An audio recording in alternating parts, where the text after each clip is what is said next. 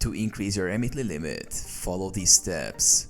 Understand your current limit. Remitly has various sending limits based on factors such as identity verification, transaction frequency, and payment methods. To check your current limit, log into your Remitly account via the app or website and navigate to the transaction history or account settings section. Verify your identity. Complete verification. Higher sending limits require identity verification, which includes uploading government-issued ID, proof of address, and sometimes biometric verification.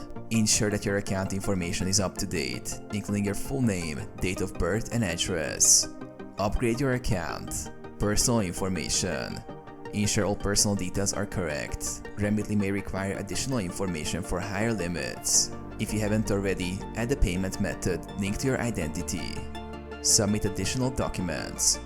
For increased limits, Remitly may request additional documents like government-issued photo ID, proof of address, business or employment details if transferring large amounts for professional purposes.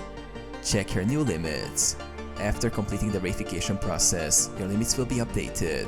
You can now send larger amounts based on your new verified status. Contact customer support. If you face any issues or need further assistance, you can reach out to Remitly's customer support for help with increasing your limits.